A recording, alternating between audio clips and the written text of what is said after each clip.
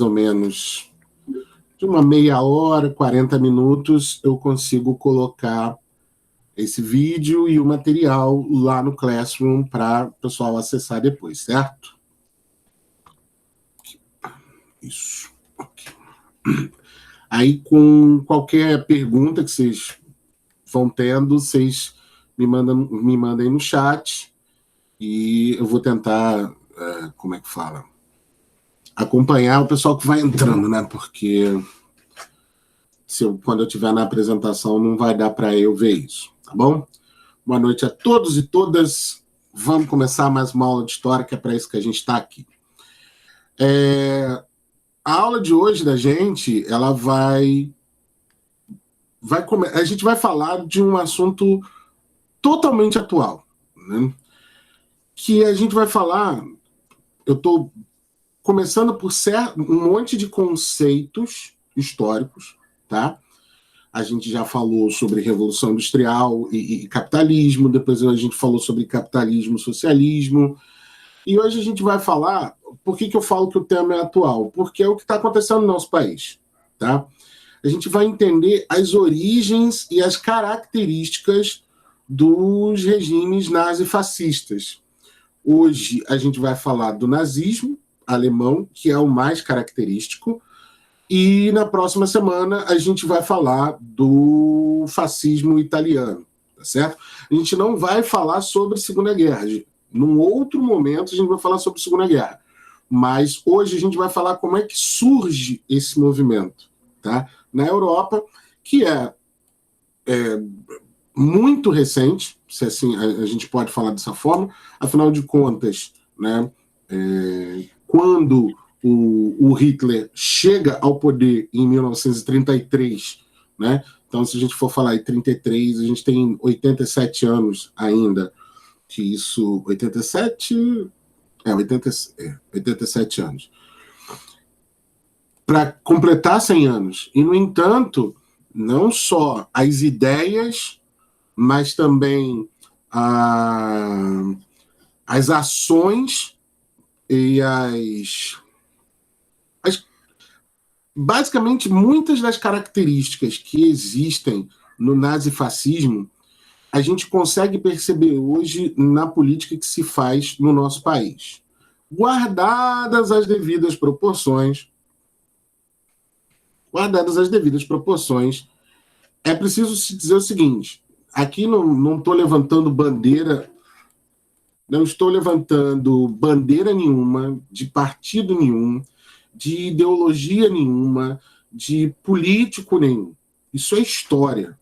Eu não posso me furtar a história. O que a gente está falando aqui, a gente está falando de dados, de fatos, estudados por muita gente, tá ok? Ao longo de muito tempo. E aí uma coisa importante que a gente tem que falar sobre nazismo e fascismo, tá? Vamos dizer assim, uma coisa é você ver uma criança de 3 anos, sei lá, uma criança que puxa o rabo de um gato, tá ok? Uma criança que puxa o rabo de um gato e ri com isso, certo? Uma criança de 3 anos que vê um cachorrinho deitado e dá um chute no cachorro e ri com isso, tá? Isso é uma coisa. Outra coisa é um adulto que faz essas mesmas coisas. Um adulto de 30 anos que puxe o rabo de um gato ou que chute um cachorro e ri com isso. A gente consegue relativizar o que uma criança fez, tá certo?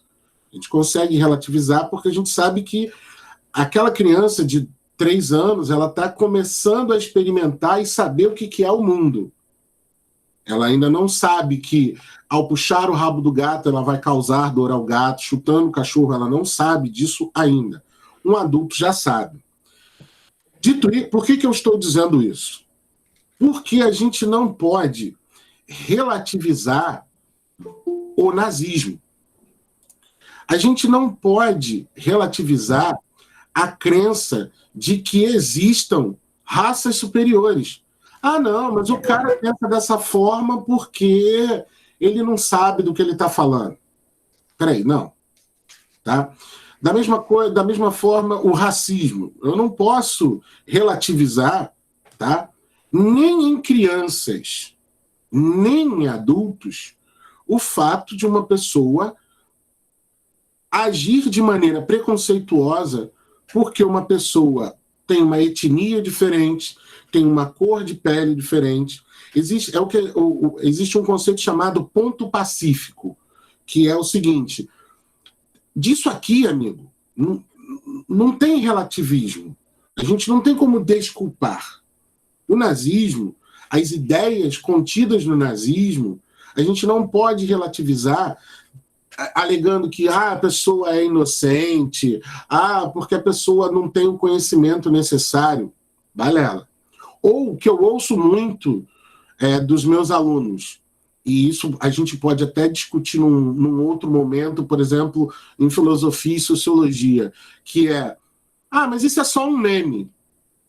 A gente tem que tomar muito cuidado. O meme é uma coisa bem-humorada? Sim. Só que você não pode brincar com o sentimento dos outros, literalmente, porque o meme faz isso. Então vocês, com certeza, vocês que são mais jovens que eu, vocês com certeza veem por aí grupos e grupos de Facebook, no Twitter, no WhatsApp, onde as pessoas compartilham memes relativizando o sofrimento dos outros. Relativizando o fato assim, mas o sujeito é negro, mas ele faz isso, isso e isso, depois quer reclamar que as pessoas estão sendo racistas. Gente, você não pode ser racista, ponto. Não existe motivos para você ser racista. Por mais que você possa alegar que outra pessoa te deu motivos para isso. Tá ok? Não existe relativização de racismo. Não existe relativização e principalmente, vamos lembrar, muito importante, parece que as pessoas se esquecem disso. No Brasil, somos todos mestiços. A gente não pode dizer, como eu mostro, eu tenho aqui, porque não saio, não estou indo para a praia, não pego uma piscina. Minha pele está branquíssima. Mas eu não posso me julgar branco. Vocês estão vendo aqui o meu cabelo pichain. Tenho muito orgulho do meu cabelo todo duro e encaracolado. Por exemplo, eu posso dizer que meu cabelo é duro. Você não pode dizer que meu cabelo é duro. Isso que é bem importante, mas isso é outra história. A gente vive num país mestiço. Então, por exemplo, se você compra, a gente vai ver isso lá na frente, se você compra as ideias nazistas de raça pura, peraí, velho, você é brasileiro. A gente estuda desde que a gente entrou na escola que o povo brasileiro é miscigenado. A gente é a mistura de raças europeias, africanas, dos nativos dessa terra e dos outros povos que vieram para cá, como os italianos, os japoneses, os alemães, que tiveram, holandeses, e tiveram uma grande contribuição na formação do nosso país. Então, por mais que você tenha, eu vejo isso muito na família da minha esposa, que é descendente de italianos.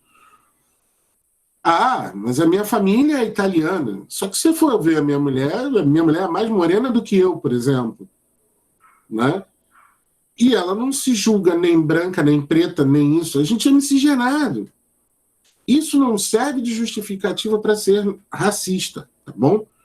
Isso é um argumento para você dizer o seguinte: você não pode empunhar uma bandeira de raça pura, porque até esse conceito não existe. E outra coisa bem importante, que eu vejo circular demais na internet: não existe racismo contra a gente branca. Não acreditem nesta palhaçada. Não existe. Eu sofro preconceito porque eu sou branco. Sofre mesmo, fiel? Você já andou no meio da madrugada com um grupo de amigos, se todos esses forem brancos, e você é parado na rua, mas se tiver... Você não é parado na rua, mas se você tiver um amigo negro no meio desse rolê, Luana. Racismo reverso, boa lembrança. Boa lembrança. Racismo reverso, gente? Entende? Racismo reverso. Não fecha, a palavra não fecha. Né? Mas se você estiver andando com um grupo de amigos, mas se tiver um amigo negro nesse rolê, com certeza em algum momento a polícia vai parar. Com certeza a polícia vai te parar. Entendeu? Dependendo do lugar onde você vive, nas grandes cidades isso acontece muito. E é um fato, né? Pessoas negras sofrem uma maior perseguição por parte da polícia e das autoridades porque são pretas. Porque a gente entende que o preto automaticamente é pobre. E se ele automaticamente é pobre, automaticamente ele vive na favela. E se automaticamente ele vive na favela, ele convive com criminosos. Se ele convive com criminosos, criminoso ele é. Olha isso. Olha que gradação ridícula. Mas as pessoas fazem isso. Fazem. As pessoas estão andando no meio da rua, no meio da noite, vem uma pessoa negra, desvia, atravessa, porque as pessoas têm medo. A gente vai falar sobre isso quando a gente vai falando de escravização, da escravidão no Brasil, né? Sobre por que desse preconceito, por que desse medo que as pessoas têm de gente preta. É até justificável, né? A quantidade de preconceito que uma pessoa preta sofre, a raiva que cresce aqui dentro é muito grande. Em algum momento esse cara vai querer dar o fight back, entendeu? Por conta do preconceito que sofre. Até aí, ok, minha gente? Alguém quer acrescentar alguma coisa, falar alguma coisa? Lembrando, eu estou aqui falando de conceitos, certo? E isso que eu falei, a questão do racismo, é até um pouco da minha opinião pessoal em relação a isso, né? Porque eu sou uma pessoa porque estavam falando que ele estava com drogas. Mas ainda tem isso, né? Ainda tem isso. O cara é preto, então ele usa drogas. Entendeu? Sendo que, assim, todos nós utilizamos drogas. Algumas que a gente usa são legais, outras são ilegais. Eu não estou nem aí com o que você usa. Entendeu? Até porque, dentro da legislação, não é crime, por exemplo, fumar maconha, cheirar cocaína. Isso não é crime. O crime é portar esse negócio. Entendeu? Você não pode ser pego na rua. Isso aí está falando de legislação, isso é uma grande viagem. Então, vamos lá. Então, como eu disse, vamos à nossa apresentation aqui. Nós vamos falar, né, das origens do nazifascismo. É importante que se saiba o seguinte, tá ok? Nazismo é uma coisa, fascismo é outra. Eles não são diferentes, eles são semelhantes, né? O Guilherme vai falar muito disso. O Guilherme vai falar muito disso em geometria. Existem figuras semelhantes, figuras iguais é uma parada totalmente diferente. Deixa eu só ver que tem uma pessoa aqui pedindo o link. Que eu vou mandar aqui. Então vamos lá. Vocês estão vendo a origem do nazifascismo. Então vamos lá. Por que a gente diz que o nazismo e o fascismo são coisas diferentes?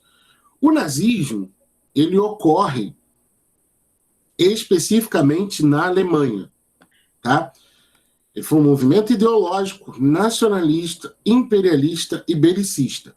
Óbvio, gente, não esperem nunca uma pergunta assim no Enem. O que é nazismo? O nazismo foi um movimento... Não existe esse tipo de pergunta no Enem, ok? Toda a pergunta do Enem, ela é composta por um texto ou dois que vão expor uma ideia.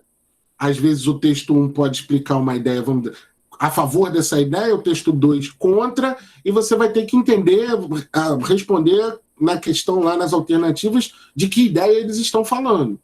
Entendeu? O texto às vezes pode deixar claro ou não. nos moldes do fascismo, que se desenvolveu na Itália, o nazismo esteve sob a liderança de Adolf Hitler entre os anos de 33 e 45.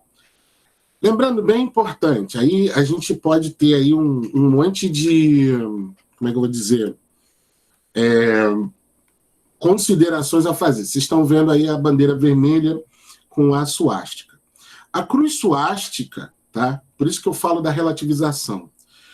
A cruz suástica, ela é uma cruz que sempre existiu na história da humanidade. Ele é um tipo de cruz, tá? É uma representação gráfica, ponto. A grande questão são os símbolos que a gente... os significados que a gente dá a determinado símbolo. Por exemplo, Guilherme, me ajuda aí. A letra sigma significa o que na matemática?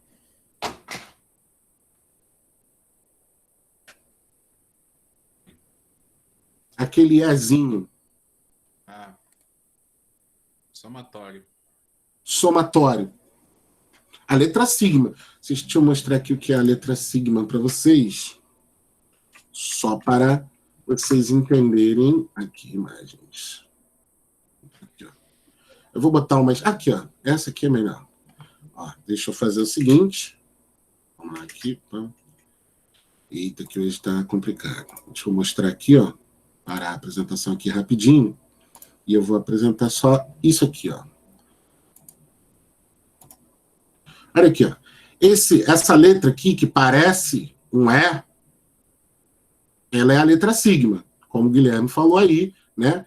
É um símbolo de soma. Ela está aqui e tal. Ó. Aqui está estilizadinho, etc, etc.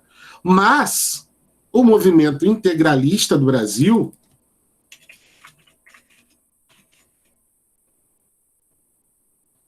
aqui usou. E hoje o movimento integralista existe no nosso país. Ele ganhou força. Isso aqui é um cartazinho de 1932, se eu não me engano. Tá? Então, existe uma letra do alfabeto grego que é utilizada em expressões matemáticas, mas o cara vai lá e pega essa letra e transforma num símbolo nazi. Entendeu? Totalitário, um símbolo fascista, como foi aqui no Brasil. Então, voltando aqui à nossa apresentação. Tá? Aqui. Então, essa bandeira, né, com a cruz suástica, é o símbolo do nazismo, ponto. E depois tornou-se a bandeira da Alemanha sob o governo do Hitler, a partir de 1933 até 1945. Exatamente porque a gente vai ver o contexto todo de transformação, né, que o nazismo vai escalonando. Tá? Tem alguns elementos que são presentes, que a gente pode identificar, eu vou fazer esse paralelo, do que acontecia na Alemanha e do que aconteceu, por exemplo, no Brasil, para identificação disso. Você pode até falar assim, porra, Bruno, você não está exagerando? Você não está dando poder demais ao imbecil do presidente? Talvez. Essa é uma interpretação que você pode fazer. Mas acontece que existem dados... É do tipo assim, quer ver uma coisa?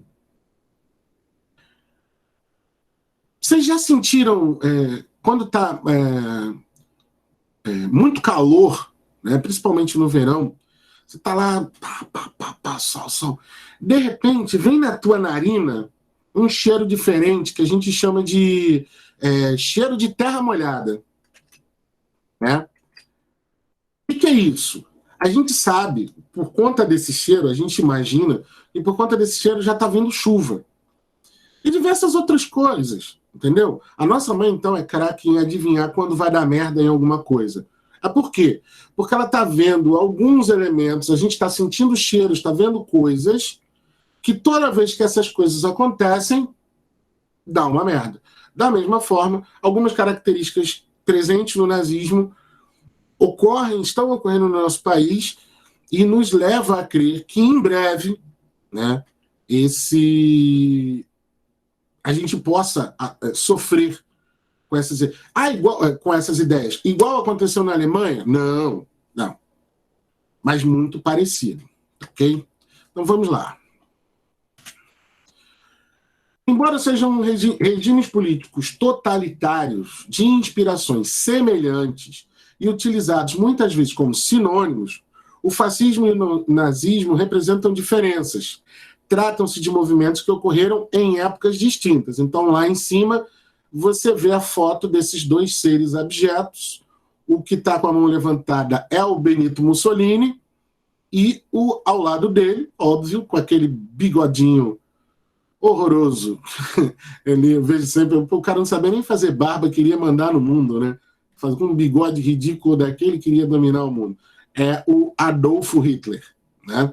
Benito Mussolini. O bigodinho de mamãe quero ser gay. Ou isso, né? O Benito Mussolini é o que está ele comandou a Itália.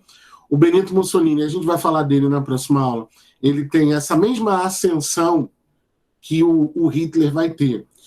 O Benito Mussolini, ele começa um movimento que cresce e estoura em 1922, chamado dos Camisas Pretas. Todo mundo que se identificava com as ideias, eu vou mostrar depois um símbolo, quando a gente estiver falando das características, todo mundo que se entendia dentro das ideias fascistas vestia camisa preta. Aí você vai falar assim, porra, Bruno, você também está vestido de camisa preta. Óbvio, né? Eu estou colocando a questão do passado. O fascismo foi um movimento ideológico anterior ao nazismo. Ele surgiu na Itália no período entre guerras, né, o período entre quando vocês virem essa expressão, período entre guerras, tem a ver com essa datação aí, tá? Entre 1919 e 1939. Entre guerras, entre a Primeira Guerra Mundial, entre a Segunda Guerra Mundial. Quando a gente fala desse período entre guerras, três grandes... A gente pode falar quatro, mas é porque um está relacionado com o outro. Três grandes acontecimentos ocorreram nesse chamado período entre guerras. O surgimento do fascismo italiano. 2, né, que começa lá em 1919 e estoura em 22. O segundo, que é a quebra da Bolsa de Nova York em 1929. E o terceiro, que é o nazismo alemão, certo? Deixa eu só virar aqui. Isso. Então, esses três acontecimentos, fascismo italiano, quebra da Bolsa de 29 e nazismo alemão, são os três eventos que vão ocorrer dentro desse chamado período entre guerras. Tá ok? Guardem isso porque muitos textos utilizam essa expressão. No período entre guerras, que não sei o que, não sei o que, não sei o que lá. Aí você sabe que entre 1919 1939, e o cara pode estar falando dessas três coisas, ok? Essa é uma dica bem básica. Seguindo aqui, então ele surgiu na Itália no período denominado Entre Guerras, sendo implantado por Benito Mussolini, que vigorou entre 19 a 43, né? Por que 43? A Itália se rende em 1943, antes da guerra acabar. Na Segunda Guerra, a Itália foi aliada da Alemanha, né, que fazia parte do eixo, né? Alemanha, Itália e Japão. Mas isso é só quando a gente estiver falando de Segunda Guerra Mundial, tá certo? Por sua vez, o nazismo foi um movimento ideológico totalitário desenvolvido na Alemanha por Adolf Hitler durante a Segunda Guerra Mundial. Porque eu não concordo muito com essa afirmação aqui, por quê? Porque tudo vem de um crescimento. Vamos falar dessa pessoa, do Adolf Hitler. O Adolf Hitler é uma pessoa, como é que eu vou dizer? Boa, Marquinhos. O Adolf Hitler é uma pessoa que é confrontada com o próprio fracasso. Pessoas que são confrontadas com o próprio fracasso ficam pulando de um para o outro. quando você aponta o fracasso de uma pessoa, ela se livra desse fracasso e parte numa nova empreitada. E essa empreitada ocasionalmente fracassa. Então, por que eu estou falando disso? Porque o Hitler, ele combateu durante a Primeira Guerra Mundial, que ocorreu entre 1914 e 1918.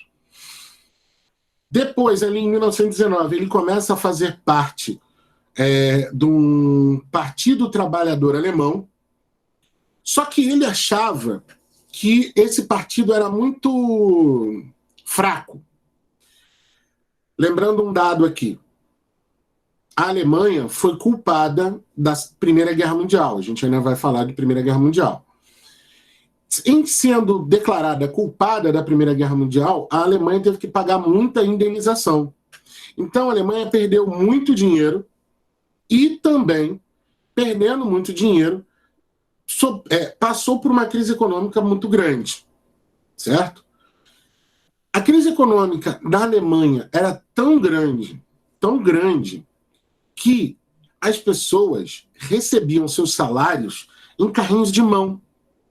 A quantidade de dinheiro que as pessoas recebiam era tão grande que elas tinham que carregar o salário num carrinho de mão. Aí você vai falar assim, porra, então essa pessoa era rica. Não, acontece que o dinheiro na Alemanha não valia porra nenhuma. Entendeu? O dinheiro na Alemanha valia muito pouco. É como a gente pudesse dizer hoje, tá? Imagina você que chega nos Estados Unidos, eles não vão aceitar, mas é o exemplo que eu quero usar aqui, com uma nota de R$2, nos Estados Unidos você tem $10, ou até 12, dependendo de como a cotação do dólar fechou. Então, com uma nota de R$2, nos Estados Unidos, você tem $10. Agora, o cara que chega... Bruno. Oi? Contrário, não? Não é o contrário, não? Aqui no Brasil, você com $2, você tem R$12? Não, então, é isso que eu quero fazer agora. Se o cara vem com uma nota de $10 para o Brasil, a gente vai ter o quê? Praticamente quase $100, não é isso, Guilherme? Me ajuda a fazer conta agora que eu não vou conseguir lembrar. $10? Se ele vem com $10... R$60, mais ou menos. O dólar tá R$6. Entendeu? Note como muda. Eu vou com uma nota de 2 para os Estados Unidos e chego lá com 10. O cara vem com uma nota de 10 para cá e tem 60. É isso que o dinheiro vale pouco. A gente vai com uma notinha. Vale quase nada. O cara vem com uma notinha de lá que vale muito. Ele vem com uma nota de $10. Vai numa casa de câmbio, vai receber 6 notas de R$10. Entendeu? Então, o dinheiro alemão valia pouco nesse sentido. O cara ganhava... a gente já passou isso aqui no Brasil também. Eu, por exemplo, de mesada, eu já cheguei a ganhar 500 mil cruzeiros. Aí você fala assim, porra, 500 mil cruzeiros era algo equivalente ao que a gente hoje tem de R$5. Entendeu? Tinha uma mesada de R$5. Não chegava nem a 50. 500 mil cruzeiros era algo em torno disso. Então, a Alemanha vivia uma crise política e econômica por conta do fim da Primeira Guerra Mundial. E o Hitler, quando ele entra no Partido Trabalhista Alemão, ele fala assim, nós precisamos mudar essa situação. Que situação? A Alemanha ela foi obrigada a fechar uma série de fábricas, a Alemanha foi obrigada a não ter mais um exército nacional. Só para você ter uma ideia, vocês já viram o carro Mercedes-Benz? O símbolo da Mercedes-Benz é um círculozinho e aqui ele tem... Vou achar aqui. Mercedes. Para mostrar o símbolo? Não, fica aqui. Isso aqui que eu quero mostrar. Vamos lá. Deixa eu passar para cá. Só para vocês verem isso aqui, tá? Isso aqui, ó. Esse é o símbolo da Mercedes. A Mercedes-Benz fabricava aviões. Isso aqui é uma hélice. Só que quando acabou a Primeira Guerra Mundial, a Mercedes-Benz não podia mais fabricar aviões, principalmente aviões de guerra. A Mercedes só existe porque passou a adaptar seus motores e começou a construir carros. assim como uma série de outras fábricas na Alemanha tiveram que ser substituídas por isso, com o fim da Primeira Guerra Mundial, né? Como é que fala? As exigências que foram feitas. Então, o Hitler entra nesse Partido Trabalhista Alemão e começa a impor a sua visão de mundo, a visão do que ele tinha que fazer, do que a Alemanha tinha que fazer. Uma delas era ignorar o Tratado de Versalhes, parar de pagar dinheiro para os outros países e voltar a produzir, né, artigos militares. Ele tenta um golpe de Estado em 1922 e é preso. E aí, lá na prisão, ele escreveu o famigerado Mein Kampf, ou Minha Luta, que durante muitos anos foi proibido, né, a edição desse livro. Ele não podia ser comercializado. Quem tinha os exemplares originais da época. Mas ele voltou, se eu não me engano, a ser produzido, acho que foi entre 2010 e 2012, né? Lembra que eu, no começo da aula, estava falando da relativização. Por que a gente não pode relativizar as coisas? Por que não se podia comprar o livro do Hitler? Porque lá, inclusive, está naquele livro a propagação de ódio aos judeus. Lá naquele livro está a propagação de ódio a pessoas de pele preta. Então, o Mein Kampf é uma obra que, dentre outras coisas, diz coisas racistas. E aí vamos entender bem uma coisa. Liberdade de expressão é uma coisa. Você é livre para dizer e fazer o que você quiser da sua vida. Ponto. Na outra linha. No entanto, você tem que atentar para que, se o que você está falando ou fazendo é crime ou não. Então, eu, entre aspas, vírgula, posso chegar e dizer assim, não, esses pretos aí, esses macacos, posso falar? Posso. No entanto, isso que eu acabei de falar é crime. Se eu me referir a uma pessoa preta de qualquer outro nome horroroso que se refere-se a pessoas pretas, isso é crime. Racismo no Brasil é crime. As pessoas são presas por racismo. Ou deveriam ser. Se a lei fosse mais aplicada, melhor executada, talvez a gente não teria tanta gente repetindo absurdos por aí. Certo? Alguém pode dizer, porque foi minha criação, isso, aquilo, outro. Não vamos relativizar. Racismo é crime. Você quer lidar e falar com pessoas dessa forma?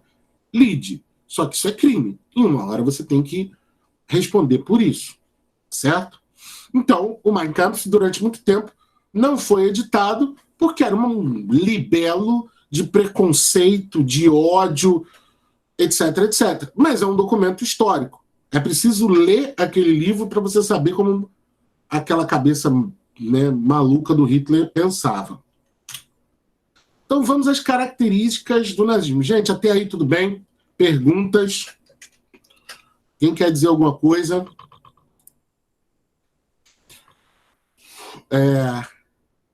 Sim. A fábrica da Hugo Boss fabricou. Todos aqueles uniformes lindos foi feito por um estilista. E é curioso, inclusive, né, até que a marca Hugo Boss, ela tem um logo bem grande nas suas camisas e tal. E aí quando você para pensar nisso, né, que uma marca de roupas patrocinou o uniforme, mas o cara foi contratado. Eu já falei isso num outro programa que eu gravei, né? O inferno também está cheio de boas intenções. E existe um inferno muito pior para quem é condescendente com a maldade, para quem não se pronuncia, para quem se isenta das coisas, né? O Hugo Boss foi contratado, desenhou os uniformes, ou seja, sabia-se, isso é bem importante até sobre o nazismo e etc., que a gente vai falar agora nas características.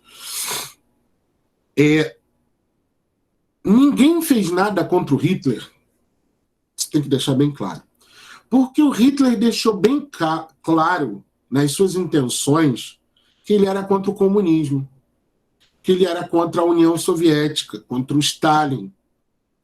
Então, que ele ia combater, ele estava combatendo o comunismo. Aí você fala, porra, por que as pessoas têm tanto esse ódio do comunismo? Vê a aula passada, onde a gente destrinchou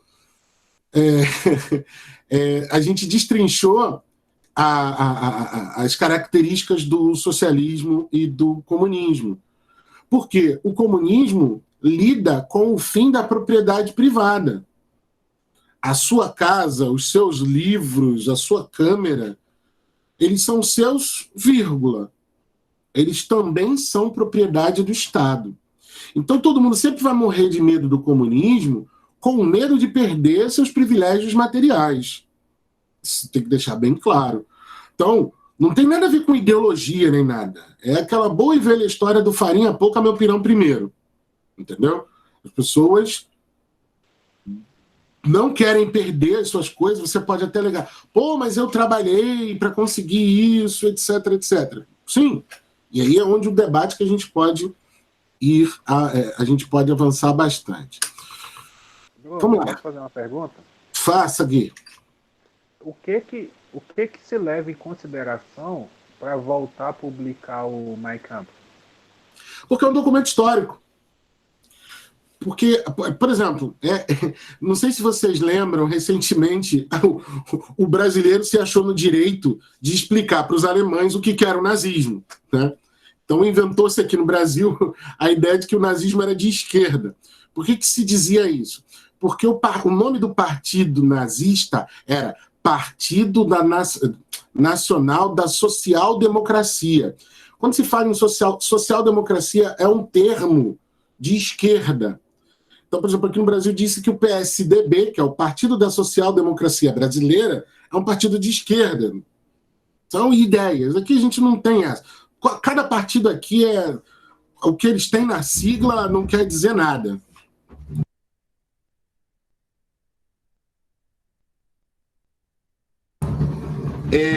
Não quer dizer nada.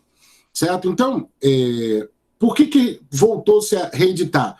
Na Alemanha, entrou-se com um pedido para isso. Por quê? Porque os únicos Mein Kampf que existiam ou faziam parte de coleções particulares ou estavam em museus e não... Para você ter acesso para ler o livro, apesar de depois da era da internet é muito fácil, você encontra... Deixa eu fazer aqui de brincadeira. Botar no Google Mein Kampf PDF. Pronto, já achei. Entendeu? Com a capinha original e tudo. Então, como era mais difícil encontrar o livro para fazer pesquisas históricas, porque isso é interessante, tá, gente? Sempre quando eu entro numa turma, principalmente no pessoal de ensino fundamental,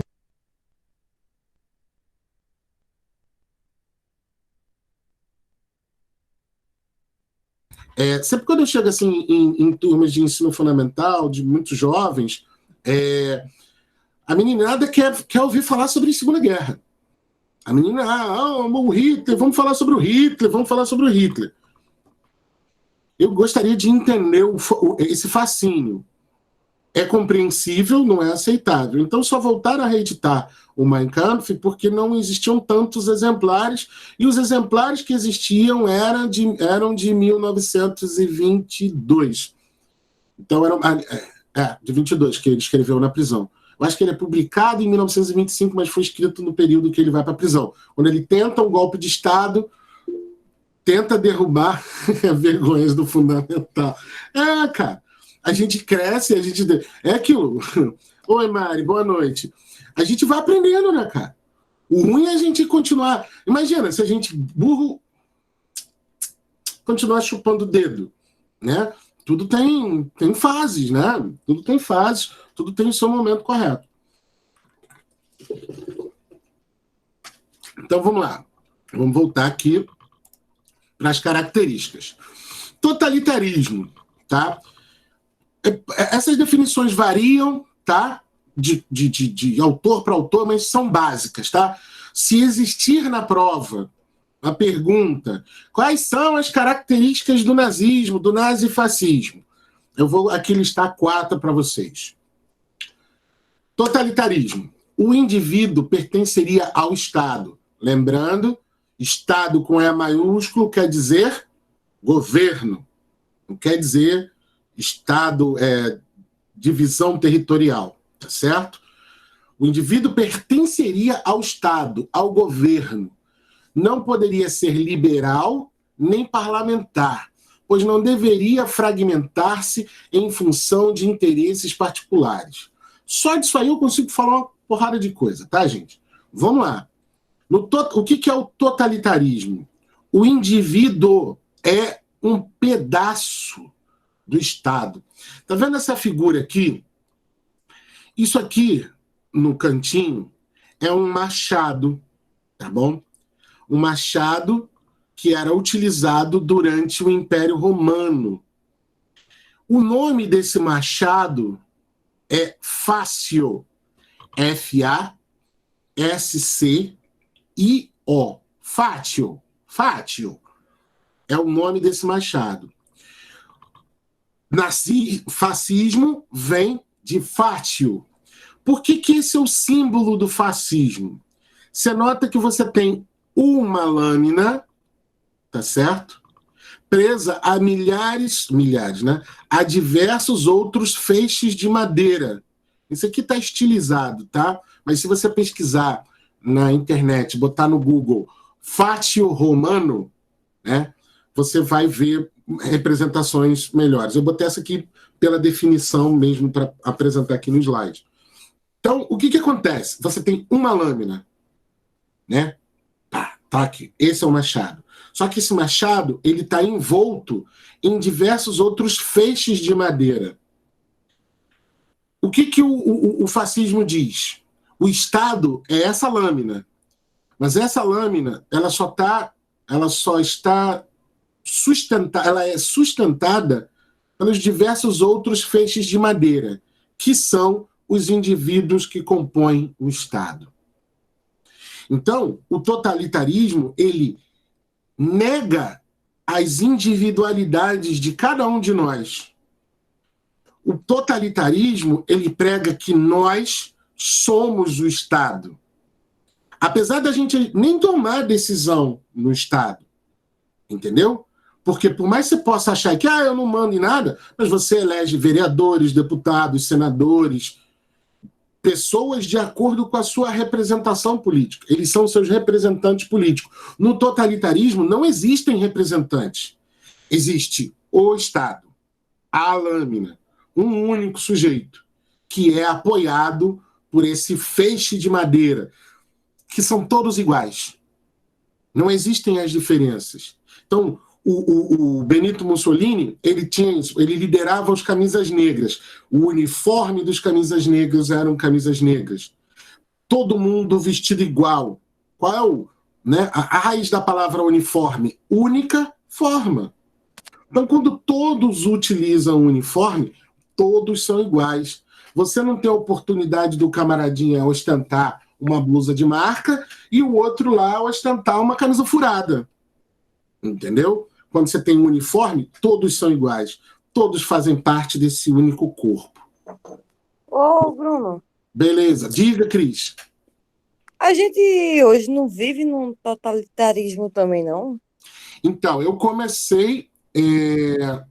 É uma cabeça, Rebeca. É uma cabeça de leão que tem ali. Esse é o problema que eu comecei falando na aula. A gente ainda não vive. Afinal de contas, estamos num sistema federativo, temos prefeitos, governadores, presidente eleitos pelo voto direto. No entanto, né, a gente está passando por um processo, a gente vai ver nas outras características do totalitarismo, dos regimes nazifascistas, que diversas dessas características estão ocorrendo no tempo presente. Não só no Brasil, Não só no Brasil, mas em outros países também. Porque, por exemplo, uma coisa que uma vez eu e o Guilherme a gente estava debatendo é questão de voto. Que o pessoal fala que o Brasil é um país democrático e tudo. E eu, particularmente, em partes eu discordo da democracia. Pelo seguinte, se você tem um direito de, como é que se você tem o direito de votar, beleza. Mas você não tem a escolha de não votar, porque se você não votar, você vai ser punido. Logo, Sim. isso não é democrático, sabe? Então, vamos lá. Aí, mais uma vez, questões de conceito. No Brasil, as pessoas entendem de maneira muito equivocada, não errada, de maneira equivocada o que é democracia. Quando, na raiz da palavra, quando a gente aprende lá na escolinha, a democracia é o governo do povo, para o povo, pelo povo. Vamos imaginar. Pense aí nos seus amigos, nos seus mais chegados. Pense se essas pessoas teriam capacidade, intelecto, para tomar certas decisões. Por exemplo, eu não sei vocês, né? Tomara que vocês não tenham um parente que esteja cagando para a pandemia, esteja circulando de lá para cá, está fazendo passeata pelo meio da rua, entende? Está abraçando... Tenho e tomou no cu, pegou Covid-19. Entendeu? Então, pense se essa pessoa tivesse um cargo público, ou nem tivesse um cargo público, fosse responsabilidade dela a vida de outras pessoas. Porra, um cara que está ignorando determinadas normas de higiene e proteção, como é que ele vai cuidar da vida dos outros? Então, quando a gente fala em democracia, de governo do povo, o que o povo escolhe para ser bom para ele. Então, por isso que a gente elege vereadores, deputados, prefeitos, governadores, senadores. O que a gente vive é uma democracia representativa. Não dá para todo mundo fazer parte. Por exemplo, no comunismo, não existiria uma democracia representativa. A população estaria organizada em comitês, e cada comitê elaboraria suas propostas, tá? Vamos supor, o comitê aí da sua área, do seu município, do lugar onde você vive. As pessoas que vivem nesse município se reúnem e decidem o que é bom para esse município, para essa determinada localidade. Eles fazem um documento e encaminham isso para esferas mais altas, a esfera do Partido Comunista, no caso, tá? A gente aqui não tem isso. A gente tem, e a gente pode discutir de diversas outras formas, a gente tem um vereador que a gente votou. Quando as pessoas fazem isso, mandam um e-mail para o vereador, encontram o vereador na rua, fulano, porra, essa porra desse esgoto aqui a céu aberto, não vai fazer nada para isso, não? E aí esse vereador vai mover recursos na prefeitura, biriri, bororó. Tá, ok? Essa é uma possibilidade. A mesma coisa com deputados, etc, etc. O que eu questiono é o mesmo que você falou, que eu viro para você e falo assim, Cristiane, vai beber água. Aí você fala, mas eu não tô com sede. Eu tô falando, mas é seu direito beber água. Aí você fala, mas eu não quero beber água. Mas vai, eu tô te falando pra você ir beber água, porra. Eu não tô com sede. Aí eu te prendo. Aí eu desoficializo os seus documentos, né? Cancelo o seu CPF. Só porque você não quis beber água, ou seja, porque você não quis votar, você paga uma multa. Ah, mas a multa é baratinha, R$3,15. Peraí, cara. Não é meu direito escolher o que eu quero ou o que eu não quero? Não é meu direito dizer assim, nenhum destes filhas da puta me representa? É um direito que eu tenho. Eu vivo dizendo, a última eleição que eu votei foi em 2002. Entendeu? A última pessoa em quem eu votei foi o Lula. E ainda bem que aquela foi a última vez que eu votei. Entendeu? Desde então não voto em ninguém. Eu acho que faz mais tempo que eu não voto. Então, Só justificando. exato. Vamos voltar aqui, então. Então, no fascismo, né, não existe o indivíduo. Existe o nós, que servimos ao Estado. Como o fascismo, o nazismo era antiparlamentar, ou seja, anti-representantes, né, eleitos, antiliberal, ou seja, quando a gente fala em liberal, gente, né, hoje tem muita essa discussão desse palavreado na nossa política. Antiliberal é ser contra as liberdades individuais, tá certo? É nivelar todo mundo de acordo com uma determinada regra. Quem está acima ou quem tem abaixo, quer ver uma coisa? O imbecil que é o presidente da República hoje em dia, ele teve uma frase que durante a campanha, que é o seguinte, ele fala assim: as minorias que se curvem à maioria. O problema dessa frase está no significado que se dá às palavras. Pela lógica, maioria, minoria. Né? A maioria é o maior número de membros, minoria é o menor número de membros. Só que maioria e minoria não tem apenas esse significado. Né? Maioria, quem tem maior representatividade. Minoria, gente que tem menor representatividade. É uma visão, de significado dessas palavras. Em sendo assim, por exemplo, a gente pode dizer que mulheres e pessoas negras são minoria nesse país? Pela lógica, é óbvio que não. Em número, a gente tem 52% da população brasileira é mulher e mais de 60% da população é preta. Isso quem se diz preto. Porque, por exemplo, eu tenho um vizinho que é negro, mas ele diz que ele é pardo. Aí eu virei um dia para ele e falei assim: como você se considera pardo, bicho? Tá na minha certidão de nascimento dizendo que eu sou pardo, então eu sou pardo. Entende? Ao que ele alega. Então, antiparlamentar contra representantes, antiliberal contra as liberdades individuais, vamos nivelar todo mundo, uniformizar todo mundo, antidemocrático. Oi. Pegando esse gancho teu aí, tem uma amiga minha que ela é negra, só que quando ela nasceu branca. E aí, mas ela se considera negra. Uhum. E aí, uma vez a gente até brincando com ela, faz: como é que tua certidão tá branca? E ela mesmo tira sarro dela mesmo, ela diz que o urubu nasce branco, né? Então,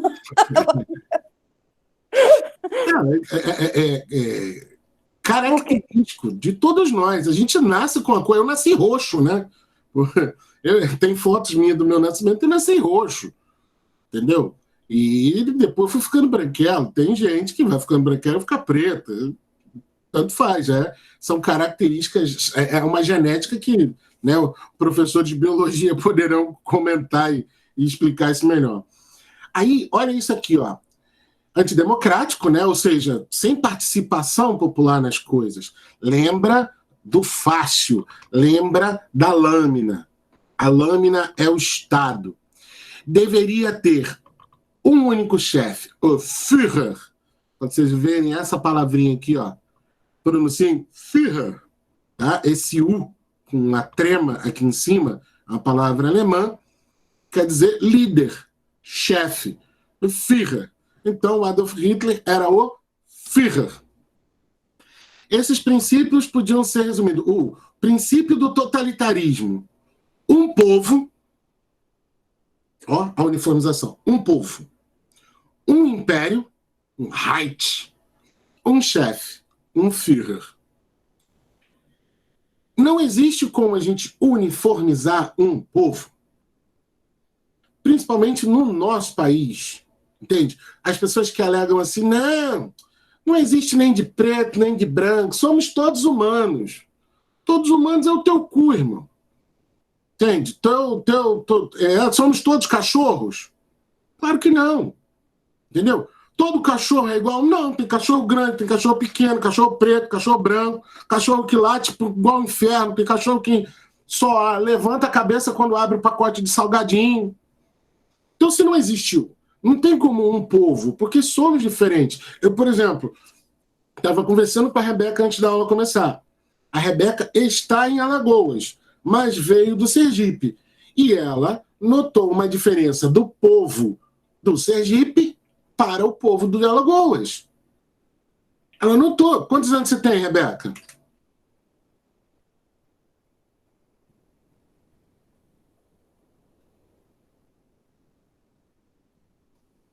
Olha, se uma pessoa com 16 anos, né, consegue perceber essa diferença entre a cultura das pessoas de um estado e de outro, entendeu? Então a gente não pode delimitar tudo a um povo. Ah, somos todos brasileiros. Não, amigo, não somos todos brasileiros.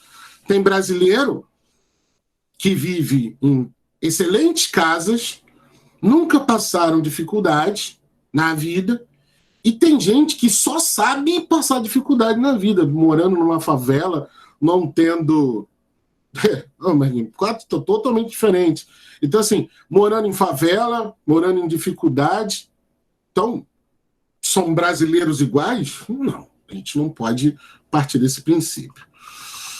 Tá ok até aí? Totalitarismo. Segunda característica, antimarxismo e anticapitalismo. Notem, com boas e más características, óbvio, porque nada é fechado. Não existe conceitos fechados. Notem o seguinte, tá?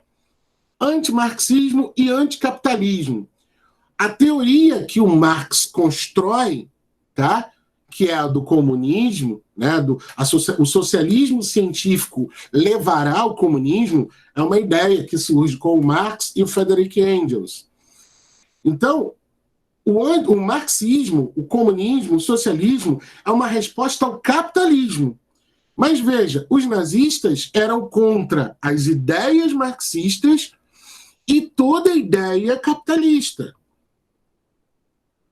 Então, eu não quero aqui esse antimarxismo. Eu estou indo contra a União Soviética, que era a outra potência também na época, e anticapitalismo, porque o sistema econômico capitalista estava ferrando a Alemanha. Por conta disso, dessa variação de preço, por conta da variação de salário, por conta das crises econômicas que são cíclicas. Para Hitler, o marxismo, e isso aqui é o mais foda, o marxismo era produto do pensamento judaico, do pensamento de judeus, uma vez que Marx era judeu e propunha a luta de classes. Então você vê, por que eu vou ser contra o marxismo, né? As ideias do Marx, socialismo, comunismo? Ele é judeu, começa por aí, pá! Eu fecho a questão dessa forma. Eu vou ser contra o judeu. E, além de tudo, esse judeu que eu odeio, ele propõe a luta de classes. Lembra que eu falei na aula passada, né? Proletariado versus burguesia, luta de classes. Essa luta de classes geraria, né, o primeiro passo, né, a vitória do proletariado e o primeiro passo para o comunismo. Se a gente está falando em totalitarismo e o indivíduo pertence ao Estado, não tem luta de classe, amigo. Tem inimigo. Qual é o meu inimigo? O judeu. O capitalismo só iria agravar as desigualdades. Ambos atentavam contra a unidade do Estado, do governo. Então, se eu apoio marxismo, socialismo, comunismo, eu estou apoiando a luta de classes.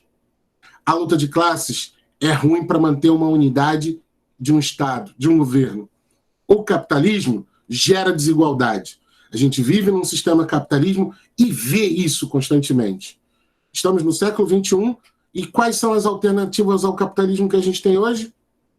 E, por favor, outro, né, igual a Luana havia lembrado no início da aula, assim como não existe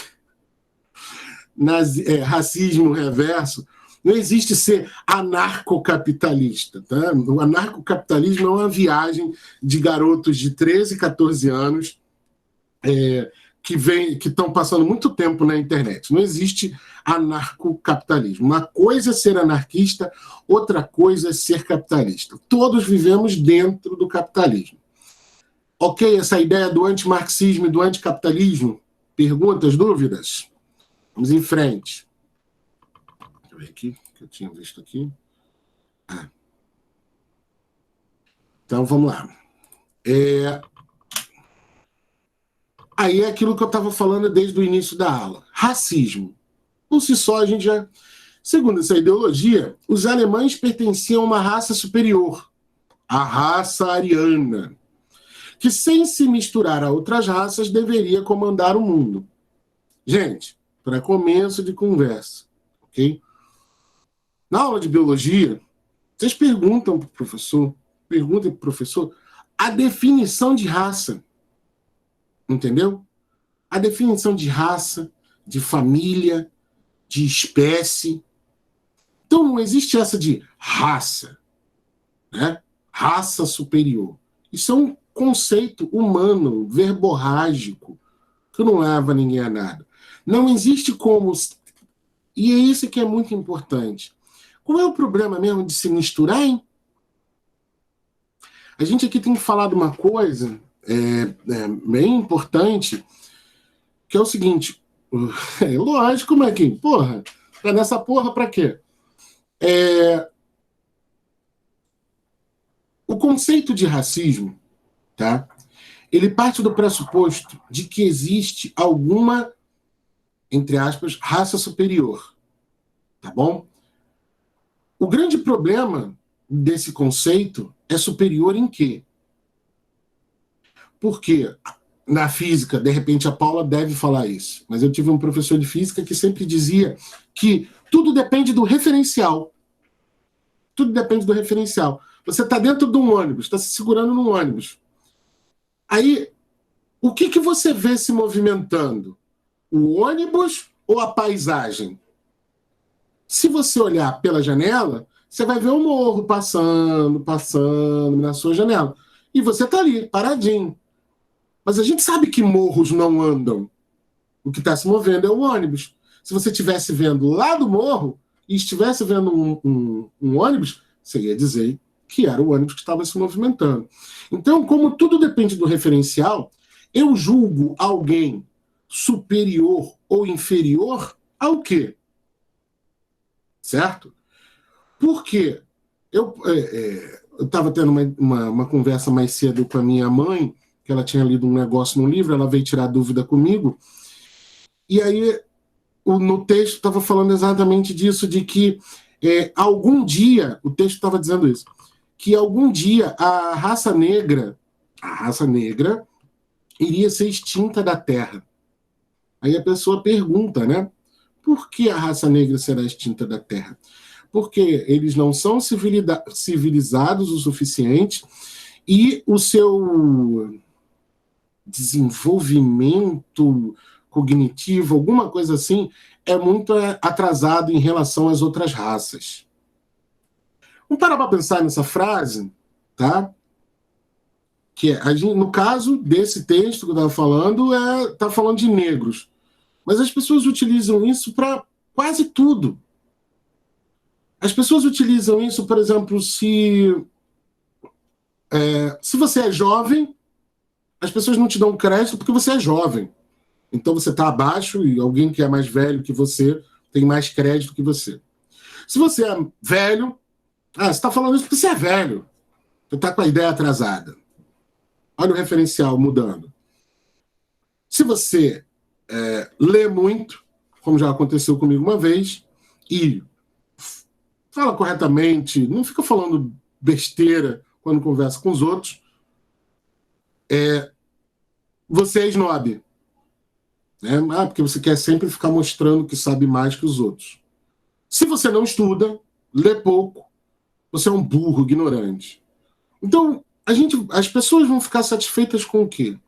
O que é esse conceito de raça superior que as pessoas tanto falam? Estão entendendo? Então, é preciso que a gente tenha isso em mente.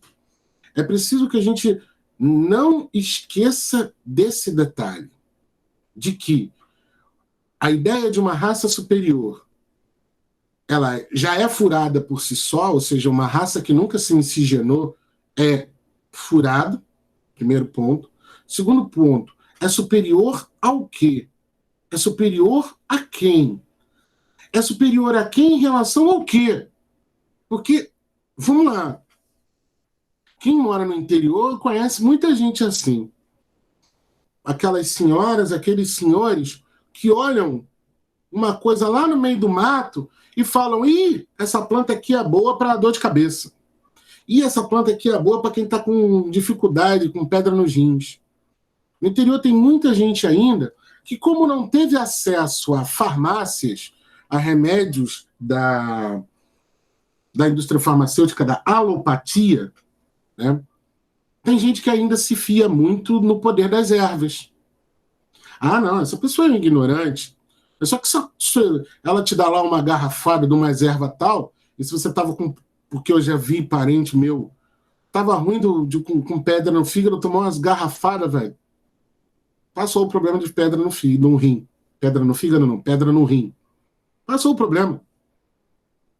Ah, essa pessoa tem um conhecimento estratégico. Não, é um conhecimento que ela tem. Se você pedir assim, então, me dá não tem um matinho para curar a Covid-19? Não, isso não tem. Salsa caroba. Exato. Entendeu? Aqui, ó, temos uma curandeira. Mariana, curandeira da nossa turma. Claro que não, né, gente? É um conhecimento.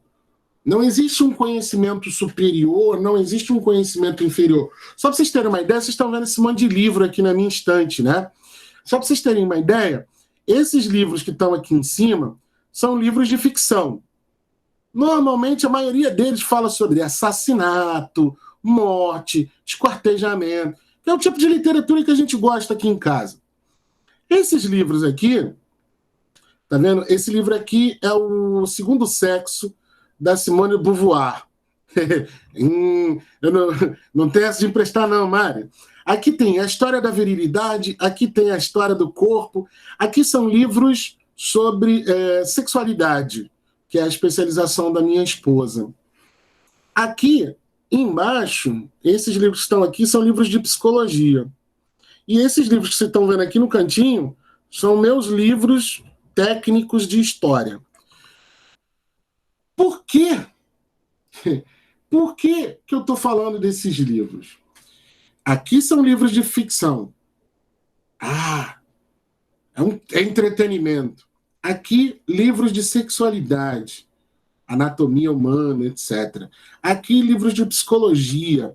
Aqui, livros de história. Estão todos na mesma estante. São conhecimentos. Eu posso dizer que o conhecimento daqui é melhor ou mais importante que esse daqui? Não. Posso dizer que esse daqui é menor ou menos importante do que esse daqui? Também não, porque são conhecimentos. O importante é tê-los, adquiri-los à medida que caminhamos. Ponto. Da mesma forma, não existem povos melhores nem piores, porque cada pessoa caminha de uma forma diferente e adquire conhecimentos. Aí você... eu sou um homem de 42 anos, professor de história, biriri, biriri, biriri, biriri. Bota uma pipa na minha mão. Sério. Bota uma pipa na minha mão. Eu não sei botar pipa no alto, velho. Aí alguém vai falar assim, porra, como assim? Tu é homem e não sabe soltar pipa? Homens têm que saber soltar pipa. Entendeu? Da mesma forma. Agora, bota aí um arroz, um feijão, um negócio tudo na minha frente aí pra tu ver. Me dá uma cesta básica, me dá um supermercado pra você não ver o quanto de comida eu sei fazer. Mas cozinhar é coisa de mulher. Então é descrito isso. Não sei. Cozinhar é coisa pra gente que tá com fome. Certo? Então, da mesma forma, não existem raças superiores. Não existem raças inferiores. Não existe raça. Você sabe soltar pipa. Pronto. Já tem um conhecimento maior que o meu, Mariana. Entendeu? A ideia do Hitler está aqui. Né? O problema da ideia do Hitler. Os judeus eram considerados seus principais inimigos. O combate a outras ideologias, como o marxismo, o liberalismo, a maçonaria, que vinha da França, por isso franco-maçonaria, e a Igreja Católica, a Igreja. Então, pare e pensa que você tem um movimento político que diz o seguinte, ó, acabou que todo mundo é igual. Só é igual quem é ariano. Quem não é ariano, morre. Primeiro ponto. Segundo ponto, tem que acabar com essa história de comunismo, tem que acabar com essa história de liberalismo nos costumes, na economia, no cacete A4. Chega de ideias místicas, como é o caso da maçonaria. Chega dessas ideias de religião, porque a religião aproxima as pessoas, a religião faz um ajudar o outro, um ter amor pelo outro. Não, não tem isso. Aqui a gente tem amor pelo Estado. Certo? Então, próximo. Olha que bonito. Bonito, entre aspas, né? Vocês devem... Isso é uma foto real, tá? Não é do filme. Vocês já devem ter ouvido falar do filme, que é baseado num livro chamado O Menino do Pijama Listrado, né? Aqui a gente está vendo crianças que foram enviadas a um campo de concentração nazista. E essa era a roupa que as pessoas identificadas como judeus tinham que usar. Roupas listradas, ela é listrada, ela é um azul claro, né, com branco, é uma roupa listrada azul e branca, e em geral tem a estrelinha, né, a estrela de Davi costurada aqui no peito. Então a gente condenou, a gente não, né? Os nazistas condenaram milhares, praticamente 6 milhões de judeus a um destino horroroso porque os culpava da má sorte, entre aspas, que existia na Alemanha. Certo? Outra característica, e aí é outro passo que a gente tem visível aqui no nosso país, o nacionalismo. Para o nazismo, as humilhações surgidas com o Tratado de Versalhes deveriam ser destruídas. O Tratado de Versalhes é o acordo de paz que os países vencedores da guerra, da Primeira Guerra, escrevem culpando a Alemanha pela Primeira Guerra Mundial, e a Alemanha nem é necessariamente a principal culpada, mas como ela tinha um esforço de guerra muito maior do que os demais países envolvidos, culpou-se a Alemanha, e aí a Alemanha deveria pagar as indenizações, tá? Então, é o Tratado de Versalhes. Para o nazismo, as humilhações surgidas com o Tratado de Versalhes deveriam ser destruídas, ou seja, a Alemanha deveria recuperar a sua indústria, voltar a ter seus exércitos, aumentar a capacidade porque a Alemanha não podia nem produzir armas. Importante falar disso, tá? Não tinha uma indústria bélica alemã depois da Primeira Guerra Mundial. Deveria ser construída a Grande Alemanha, que constituía o agrupamento das comunidades germânicas da Europa, como a Áustria, os Sudetos e Danzig. Qual é a ideia desse nacionalismo? Lembra? O indivíduo ligado ao Estado. Então, há uma supervalorização, há uma exacerbação de todo artigo nacional que a gente tenha, que o país tenha. Então, vão se exaltar, e isso é uma ideia muito furada.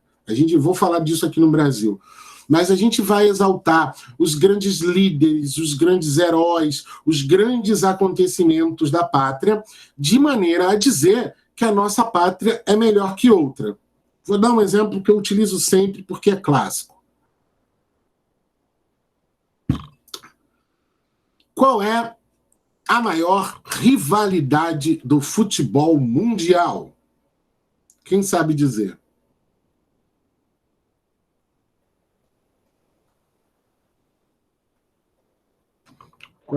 Corinthians e Palmeiras? Não. Do mundo. Qual é no futebol? Argentina e Brasil. Agora vamos lá. Por quê? Hoje ninguém sabe. Eu não sei. Só sei que foi assim, eu e Chico. Alguém sabe dizer por que o Galvão Bueno vira e grita: ganhar é bom, mas ganhar da Argentina é muito melhor?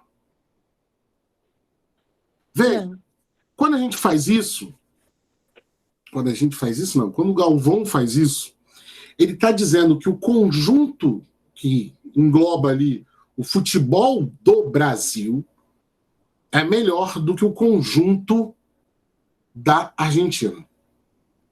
Por quê? Entendeu? O nacionalismo, ele enaltece, aumenta, faz crescer esse sentimento de que o meu país é melhor que o seu. Com que objetivo? Pura e simplesmente dizer que o meu país é melhor que o seu.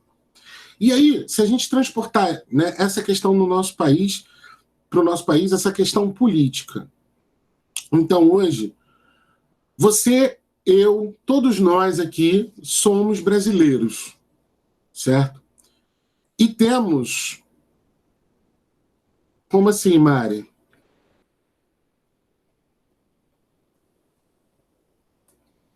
que você quis dizer? Pode falar.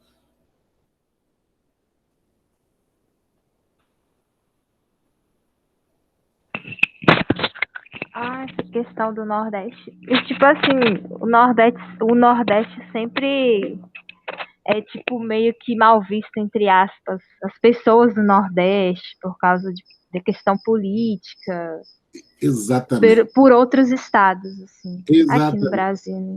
Exatamente. A Rebeca também falou a mesma coisa, que a Rebeca também é do Nordeste, Mariana é baiana, Rebeca é sergipana. Aí, Pois é. Mariana, Rebeca, É pior que é tudo maior, mais bonito, mais grande. Cris. Tudo falando errado, eu sei que tá errado. Então, e Cris é pernambucana. Então tem Cris Pernambuco, Mari Bahia, Rebeca Sergipe. Tudo Paraíba. Tudo bem. Aí o baiano é preguiçoso. Por que o nosso país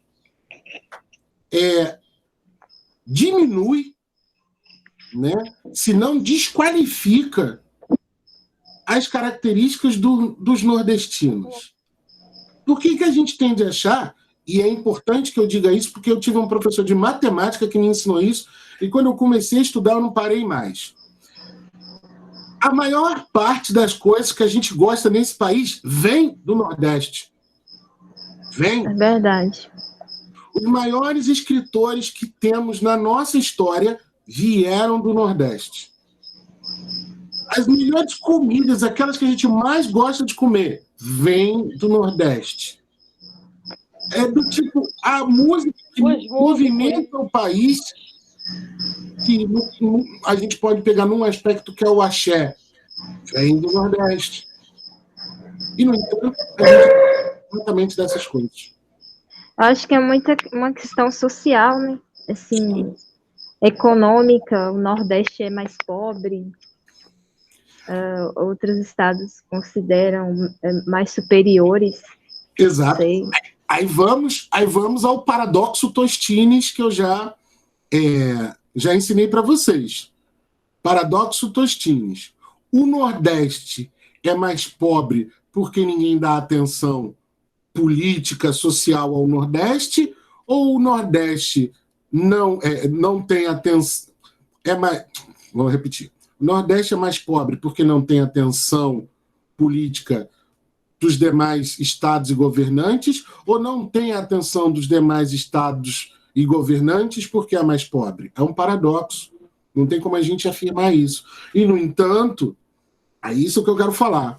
O nacionalismo, ele gera um sentimento, que é outro termo bonitinho, entre aspas, chamado xenofobia, que é a aversão a tudo aquilo que a gente não considera dentro desse quadrado. Porque... Ô, Bruno, posso fazer uma colocação dentro disso que você falou? Eu tô nos extremos disso aí, eu tô no meio do fogo cruzado disso aí que você falou.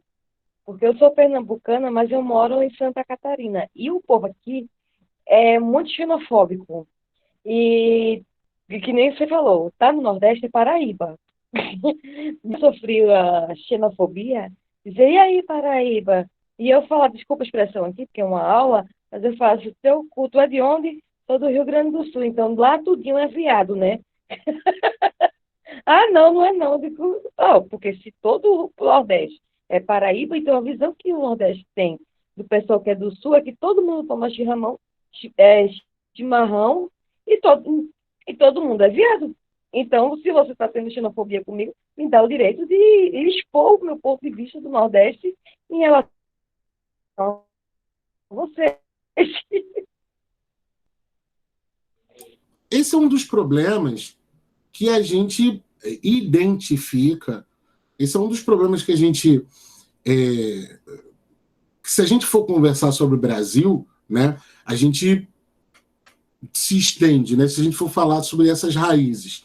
Por quê? A gente tem um problema que, como a gente é um país muito grande, isso dá margem para a gente criar certas ideias pequenas, porque a gente não consegue pensar de maneira macro. Quando a gente pensa de maneira macro, a gente tende a generalizar. Quando a gente pensa de maneira micro, a gente tende a organizar. Então, por exemplo, tem uma frase muito, muito famosa do Guilherme, que é o seguinte: os 4 estados que compõem a região sudeste são São Paulo, Rio de Janeiro, Minas e Espírito Santo. Esses 4 estados são totalmente diferentes. De acordo com o Guilherme, o Espírito Santo não devia nem existir. É uma brincadeira que a gente tem. Por quê? A gente sabe as características de São Paulo, que são bem nítidas, as características do estado do Rio de Janeiro, as características do estado de Minas Gerais. Quais são as características do Espírito Santo? Certo? Da mesma forma, aí a gente vai e transporta esse mesmo pensamento para o Nordeste. A gente tende a ver uma região que tem 1, 2, 3, 4, 5, 6, 7, 9 estados como uma coisa só. E existem particularidades. Da mesma forma, na região norte, o mesmo se dá. A mesma coisa, a região centro-oeste, a região sul. A região sul são 3 estados e que a gente bota todo mundo no mesmo balaio. Entendeu? Só que na região sudeste, aí a gente tem raízes históricas. O Rio de Janeiro foi a sede da capital. São Paulo foi para onde partiu a interiorização do nosso país. Minas Gerais, que sustentou com ouro durante muito tempo. Então todas as atenções governamentais estavam aqui. Só que durante muito tempo foi Pernambuco e Bahia, que é por lá onde o Brasil começou. A Bahia foi onde os portugueses chegaram e Pernambuco era onde saía a maior parte da cana-de-açúcar que alimentava o Império Português. Então, quando a gente procura essa exaltação... Outra coisa que... Pode falar. Outra coisa que o pessoal acha aqui, eu nasci em Pernambuco, mas tem gente que tem a visão que Pernambuco chega a ser engraçado, se não fosse cômico. Tem gente que acha que o Nordeste em si, a pessoa está lá, está numa seca desgraçada daquele chão rachado, chupando cana e comendo rapadura. É essa visão que do Sul também diante ao Nordeste. Aí teve uma vez que eu disse assim, o Nordeste não é assim, o Nordeste litoral. Não, é seco. Eu digo, você já viajou pro Nordeste? Não, eu digo, como é que você tá falando uma merda dessa, cara? Só cala a boca, bicho. Você tá falando muita besteira, filho. Exatamente. Eu nasci e morei lá. A Rebeca colocou aqui um negócio bem legal. Me lembrei, uma vez que um gringo me falou que o Brasil é um país que aceita todo mundo e por isso é um país miscigenado. E, na verdade, não é bem assim. Não é mesmo. Certíssima você, Rebeca. Porque a grande questão tem isso. A maioria dos países... Existe essa ideia errada, logicamente, essa ideia errada de que não deve haver essa mistura de povos. Entendeu? Só que, pelo contrário, é porque a gente miscigenou, ou seja, que a gente misturou, combinou genes. Na aula de genética vocês podem explorar isso, porque a gente combinou as genes e que a gente conseguiu sobreviver melhor. Isso é bem importante. Se a gente for pegar lá, começar a estudar pré-história, surgimento dos humanos, vai ser exatamente porque a gente conseguiu se miscigenar e que a gente foi sobrevivendo.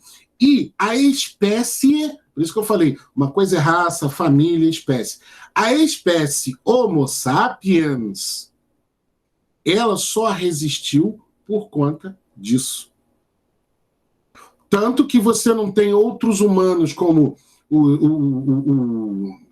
os australopitecos, que é um tipo de humano, é uma espécie de ser humano, né? Você vê, por exemplo, povos esquimós, que eles têm uma determinada característica gênica. É porque as pessoas não vivem, em sua grande maioria, onde os esquimós vivem. Então eles chegaram lá, aqueles são os primeiros habitantes do continente americano. Eles se instalaram lá na extremidade norte, né, do continente, que é o Alasca, porque eles passaram ali da Rússia para cá, pelo Estreito de Bering. Acessem aí, deixa eu ver aqui, ó. Deixa eu botar aqui, só para vocês entenderem o que eu estou falando. Isso. Isso. Deixa eu compartilhar isso aqui. Só um instantinho. Deixa eu parar aqui. Para mostrar isso aqui. Então, esse aqui é o Estreito de Bering. Tá? Então, há 150 mil anos atrás, os humanos que viviam aqui, possivelmente, essa passagem aqui do Estreito de Bering, que hoje é coberta de água, podia ter uma passagem de terra aqui. Então, os primeiros humanos que chegam ao continente americano, eles passam por aqui, e eles se estabelecem aqui, no lado mais norte. Então, os esquimós, os esquimós de hoje são descendentes desses primeiros humanos que aqui chegaram. E eles estão aqui. E depois eles vieram fazendo toda a descida pelo continente americano. Então, assim, essa ideia de xenofobia, né, essa ideia de miscigenação, ela é necessária. Não existe um povo puro, tá certo? Vamos continuar. Deixa eu voltar aqui. Voltar aqui para a gente terminar. Tá? Outra característica. Tá. Como é que o nazista... Então, a gente pegou aqui, só voltando, tá?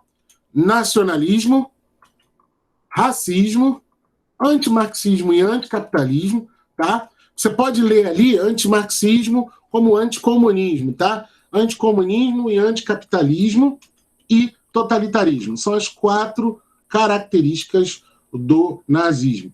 Vai ter alguns livros que você vai encontrar uma 5ª característica, até uma 6ª, alguns livros colocam, mas as 4 que sempre vão ter vai ser essa: totalitarismo, anticomunismo, racismo e nacionalismo extremado. Entende? Essa coisa de desfilar bandeiras, símbolos nacionais, exaltar que esse país é... Aqui a gente não tem como fazer isso. A gente tem um movimento fazendo isso hoje. São as pessoas que apoiam esse imbecil desse presidente. Então hoje é meio que, entre aspas, vergonhoso você sair com uma camisa do Brasil, né? Uma camisa, seja da seleção brasileira, uma camisa verde e amarela, porque você pode ser facilmente confundido com um apoiador, porque os caras se apropriaram de um determinado símbolo. Da mesma forma, se você sai com uma camiseta vermelha, você pode sofrer do mesmo mal. Alguém pode identificar uma pessoa que usa vermelha, comunista, isso, aquilo, aquilo outro, dado o fla-flu que a gente vive hoje. Como é que o Hitler, como é que os nazistas chegam ao poder? Com a crise de 29, a gente ainda vai falar, mas foi uma crise global do capitalismo, onde vários países tiveram problemas, tiveram perdas econômicas.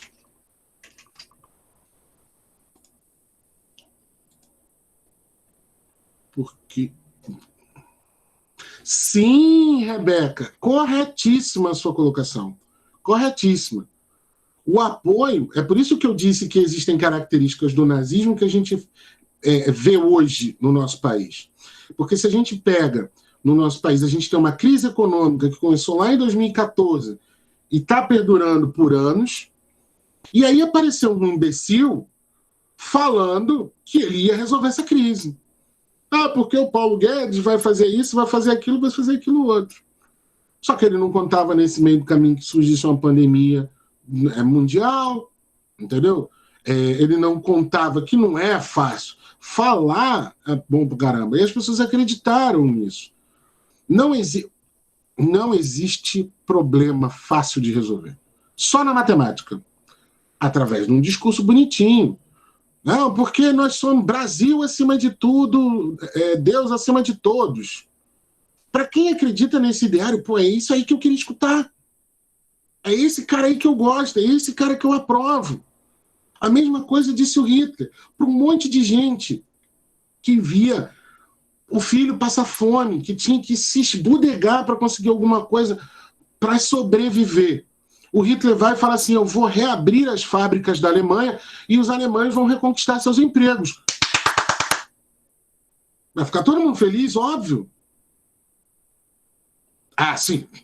Sem dúvida, Luana. Sem dúvida. Né? Não dá. Porque é bem importante que se diga isso também, tá? Quando a gente diz que o país é laico, né? O país professa todas, né? O país professa todas as religiões e não professa nenhuma.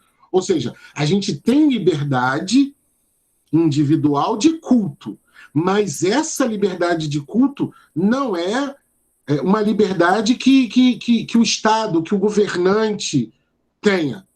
Ele pode ter a crença dele. Ele só não tem que empurrar pela minha garganta, pela dos outros. Deus e dinheiro são duas coisas que não podem estar juntas, né, cara? Uma coisa é uma coisa, outra coisa é outra coisa. Certo? É bem chocante no fato de se chocar mesmo a ideia de uma religiosidade do Deus, seja o Deus que for que as pessoas acreditam, e o dinheiro. Está lá na Bíblia, né? Adorais apenas um Deus. E é esse aqui, né? O Deus da Bíblia. Não o dinheiro, né? Que na Bíblia está chamado de mamão. Então, existe uma crise na Alemanha, em 1929, e aí Hitler começa a dizer para os alemães aquilo que eles querem escutar. Que vai voltar a ter emprego, que vai voltar a ter exército, que o Estado vai tirar as pessoas. E ele começa a implementar isso. O importante é isso. Porque os alemães tinham medo de que os outros países se voltassem de novo contra a Alemanha, porque o Hitler estava quebrando o Tratado de Versalhes. Mas como o Hitler falava que também estava combatendo o comunismo, países como a Inglaterra, a França, os Estados Unidos mesmo, não, bom, tá comunismo, tá lá porque, né, a Alemanha fica próxima da União Soviética, a Alemanha estava próxima à União Soviética, então tinha uma barreira de contenção ali, tá certo? Mas, então os países não se importaram. Tá bom, deixa eles lá, deixa eles... Esse maluco não vai muito longe, não, porque quando começa a falar muito assim, o povo não acredita. E acreditou. E isso é que é bem importante também a gente assinalar um paralelismo com a situação lá da Alemanha com a situação daqui, que é até o do próximo slide, que é, em 1932, empresas capitalistas passaram a dar apoio ao Hitler, apoio financeiro. Nesse mesmo ano, vários candidatos nazistas venceram as eleições. Vocês já ouviram falar do Verdavan? Né? No Brasil, um monte de empresários passou a apoiar esse imbecil, dando dinheiro mesmo para a campanha dele, para o partido dele, porque tinham essa esperança. Pô, vamos acabar com a crise. Como vamos acabar com a crise? Existe alguma receita? Em 1929, o presidente Roosevelt tinha uma ideia, que é o chamado New Deal, que é o novo acordo. Uma série de obras de infraestrutura, né, construção de estradas, construção de portos, de obras públicas, que empregou uma grande parte da população e reintegrou essas pessoas no sistema econômico. Não é bom ter gente desempregada, por vários motivos. Assim como também não é bom todo mundo ter dinheiro. Parece estranho falar isso, mas dentro do sistema capitalista, se eu tenho muito dinheiro, se todos nós aqui temos muito dinheiro, e a gente pode comprar tudo, porque a gente tem muito dinheiro, você gera uma deflação. Entendeu? As coisas vão ter um valor abaixo do que realmente eles têm. Porque todo mundo pode comprar. Tem que existir um equilíbrio entre a inflação, que é a subida dos preços, e a deflação, que é a diminuição absurda dos preços. a economia lida com desses dois polos. Quando você tem uma hiperinflação, né, você sai de casa hoje de manhã, o pão custa R$1, quando você vai comprar amanhã ele custa 5. Isso é hiperinflação, porque as coisas aumentam de preço constantemente. A deflação, por exemplo, é uma situação que estava ocorrendo em Portugal antes dessa questão da pandemia. Por quê? Porque existe um estado de bem-estar social, existe um grupo de pessoas que está bem financeiramente, não tem desemprego, então as pessoas consomem normalmente. Então, alguns itens que não precisam de muito consumo começam a cair com seus preços porque não entram dentro daquela história de demanda no mercado, oferta e procura. Em 1933, o apoio da alta burguesia levou o presidente Hindenburg, que era o presidente da Alemanha, a convidar Hitler para ocupar o cargo de chanceler, de primeiro-ministro. Então, em 1933, Hitler chegou lá. Os nazistas chegaram ao poder, o que lhes dava mais força para combater os partidos de esquerda. Os partidos que eram comunistas ou qualquer coisa que fosse contra o nazismo. Em 1934, o Hindenburg morre e o parlamento deu poder para o Hitler, que passou a acumular os cargos de chanceler e presidente, né? Chanceler e primeiro-ministro. Porque no parlamentarismo, você tem um presidente, mas o primeiro-ministro é escolhido pelos deputados, escolhidos pelo povo. Não há uma votação para o primeiro-ministro. O presidente é presidente de fato e é chefe do governo, mas quem dá as ordens é o primeiro-ministro, né, sendo aconselhado pelo presidente. Então estava instalada na Alemanha a sangrenta ditadura nazista, sustentada pela SS, pela AS e pela Gestapo, a polícia política da ditadura, né, que perseguia os membros, todo mundo que era contra o que se rebelava. Tem um conto que é muito curioso, escrito pelo Bertolt Brecht. Eu trago esse conto para vocês verem. Na Alemanha, começou um movimento de as pessoas dedurarem quem era judeu, quem tinha relação com judeu, quem tinha algum membro da família judeu. E mais do que tudo, por exemplo, se alguém falasse mal de algum órgão do governo ou do próprio Hitler, as pessoas deduravam. Porque acontecia duas coisas. Essas pessoas que deduravam obtinham prestígio junto ao partido, junto ao governo. E aí a pessoa, né, não sofreria represálias, né, do governo. Então, esse movimento de dedurismo aconteceu de tal forma que tinha filho que dedurava pai, tinha gente que dedurava o vizinho porque não gostava do vizinho, né, denunciava. Quando eu falo dedurar, né, caguetar, xnoviar, era o cara que entregava o vizinho, o amigo, o parente, o conhecido, por algum motivo para estabelecer benesses. Então, um dos grandes dilemas na Alemanha para eles vencerem o nazismo foi exatamente isso. Muita gente se beneficiou. Não foi assim, como o Hitler chegou lá. O Hitler chegou lá porque teve um monte de gente que, acreditou nesse discurso, no discurso dele. 2, várias pessoas procuraram formas de se beneficiar, de ter benefícios com o nazismo no poder. Porque aí, por exemplo, se eu sabia que o meu vizinho tinha até mais posses materiais que eu avisava a SS invadia a casa dessa pessoa, vasculhava, e, por exemplo, se eu soubesse que ele tinha um cofre escondido e a SS não achasse, eu podia entrar na casa e roubar esse dinheiro. Então, o grande trauma da Alemanha é que os alemães, eles foram cúmplices. Não tem só a ideia, eu achava que ele era um bom candidato, né, poderia mudar, como muita gente fala hoje em dia do imbecil do Bolsonaro. Mas muita gente se valeu disso também, porque sabia que poderia lucrar alguma coisa. Como existe, por exemplo, eu vou apoiar, por exemplo, o governador do Rio de Janeiro, o governador de São Paulo.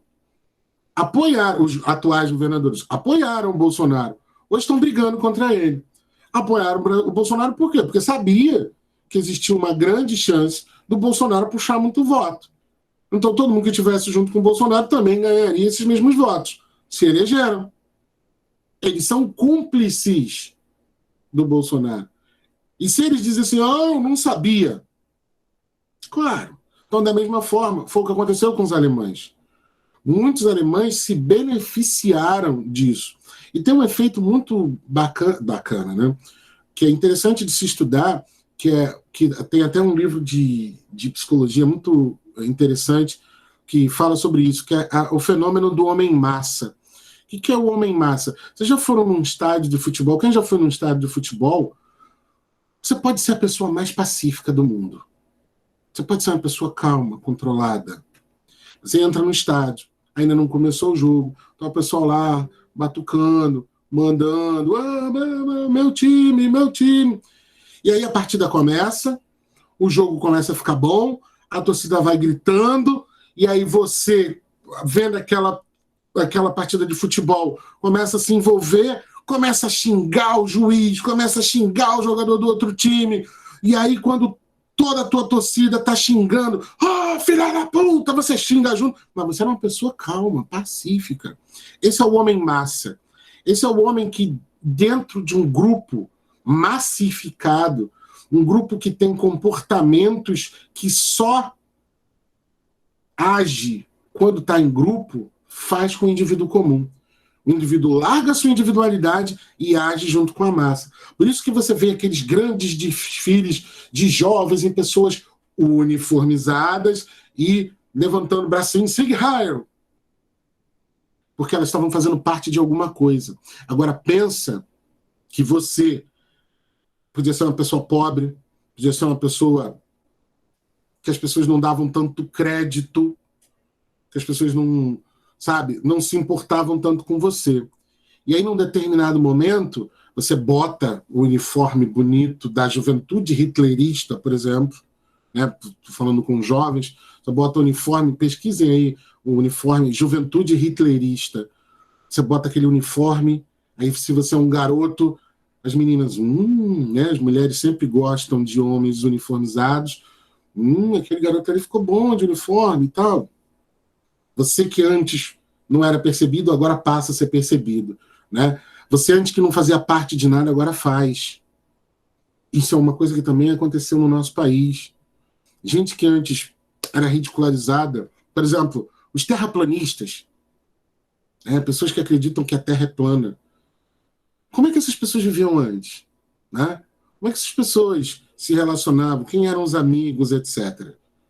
Aí, tem um cara ali que curte Terra plana também. Vou lá conversar. Eu penso a mesma coisa. Aí, eu conheço um outro fulano que também acredita em Terra plana. Pum, pum, pum, pum. Então, eram pessoas que antes estavam separadas e que agora estão juntas. E ganharam um sentido na vida, sabe? Porque antes estavam separadas, agora estão juntas e fazem parte de alguma coisa. A gente sabe que a Terra não é plana. Não adianta tentar argumentar com essas pessoas. Essas pessoas só estão juntas porque antes estavam sozinhas e não tinham com quem dividir as ideias dela. E agora com a internet essas pessoas podem dividir, certo? Então, no caso da Alemanha... A prova disso foi o último foguete, né, que foi lançado e pousou em últimos segundos, né? Até a Júlia falou assim, tá vendo que a Terra não é plana? Tá aí, ó, mostrou aí. Que tem 9 anos. Falou isso. Exatamente. Isso que é a coisa, vamos dizer assim, mais importante, se é que se pode falar dessa forma. Ficou claro, nítido ali. Dá para ver. Se você não quer acreditar nisso, como eles falam, que é uma montagem da NASA, porque é uma empresa multibilionária. Bem, da mesma forma são os alemães, durante a ascensão do nazismo, né? Eles acreditaram naquela falácia do Hitler, porque aquela falácia fazia sentido para eles e também porque eles se beneficiaram do governo hitlerista. Tá certo? Meus amigos e minhas amigas, recados finais. Dúvidas, perguntas, questionamentos, tapas na cara? Alguém? Eu queria fazer uma pergunta só de uma palavra que você usou aí. O que é falácia? A falácia é um argumento que a gente reproduz, só que não é válido. A falácia, por exemplo, a falácia da Terra redonda, ou da Terra plana, né? Fala-se, tem um monte de argumentos e de coisas a respeito desse assunto, só que não é válido. Fala-se muito, mas nada do que se fala é válido. Isso é uma falácia, né? A gente pode utilizar em diversos exemplos. O sentido correto é isso. São muitos termos para explicar uma coisa que não tem validade. Ou, em alguns casos, como algumas pessoas desacreditam o discurso de alguém, né? Fala, esse discurso é uma falácia. Por quê? Porque não tem validade, porque não tem, como é que eu vou falar, validade, né? A Mariana perguntou sobre o Tratado de Versalhes. O Tratado de Versalhes, ele foi o acordo que Estados Unidos, Inglaterra e França assinaram, né, e obrigaram a Alemanha a assinar, que era pela rendição da Alemanha na Primeira Guerra Mundial, e a Alemanha aceitando a culpa pela Primeira Guerra. Quando a gente for falar de Primeira Guerra, a gente vai ver que não é a Alemanha que começa a guerra, né? Mas a Alemanha, no fim de 1914, assina o tratado, e esse tratado impunha multa. Então, a Alemanha tinha que pagar a indenização para a França, para a Inglaterra, para os Estados Unidos. Teve que fechar as fábricas militares, foi impedida de ter exército, não podia construir armas, né? Não podia mais construir armas. Algumas armas, inclusive, tiveram que ser entregues aos outros países, certo? Se eu não me engano, a França ficou com grande parte dos aviões de guerra que a Alemanha tinha. Mas eram aviões que eram teco-teco, mas a Alemanha desenvolveu muito rápido os aviões para a Primeira Guerra Mundial. Na Segunda Guerra Mundial já era outra história, a aviação já estava muito bem desenvolvida, mas ali no início do século, né, a Alemanha já tinha alguns aviões, né, e entregou para a França. Então, a Alemanha sofreu pesadas multas, pesadas imposições para ressarcir quem participou da Primeira Guerra Mundial, no caso, aos vencedores, certo? Mais alguém? Te dar um alô para todo mundo. Eu deixei lá o questionário. Ô, Bruno. Oi, Mário. Antes, só um momentinho. A gente vai falar sobre o que na próxima aula? Já tem alguma coisa em vista? Não. Você tinha me pedido para falar sobre ditadura na aula passada, mas resolvi trazer isso. A gente pode falar sobre ditadura no Brasil semana que vem. Tá, e tem também sobre a Primeira e Segunda Guerra também, né? O que eu estou fazendo, né? De início, eu estou lidando. A gente vai pegar só conceitos de história, tá? O nazismo é um conceito. Eu não falei sobre a Primeira Guerra Mundial. Eu falei por alto sobre o Hitler, sobre o que foi feito na Alemanha. Eu não falei do fato em si, da política em si. A gente está falando de conceitos que a gente vai falando e reproduzindo. Ditadura é um conceito. Porque, por exemplo, no Brasil, a gente passou por 3 ditaduras, certo? E a gente precisa começar. Como é que é uma ditadura? Porque as pessoas podem dizer assim, igual as pessoas falam, ditadura do politicamente correto. Isso é só uma expressão, né? Não existe uma ditadura do politicamente correto. Ninguém vai preso porque é politicamente incorreto, né? Ou ninguém é torturado por conta disso, mas é uma expressão. Então a gente tem que lidar com esses conceitos que o historiador está sempre falando, para depois a gente entrar nos assuntos encadeados. Isso. Mas foi bom você falar, porque é um assunto que está muito atual, né? E a Uhum. gente tinha eu tinha muita dúvida sobre essas questões também. Foi legal. Não, ótimo, que bom que você gostou. Porque vocês têm que me trazer isso. Me tragam as dúvidas de conceitos que vocês não entendem, de coisas que vocês gostariam de aprender, para depois eu conseguir encadear todos eles na linha histórica, né? Para a gente, aí sim, para tudo fazer sentido. Para não ficar eu contar um monte de, literalmente, história e você não entendeu por que eu estou contando essas histórias, certo?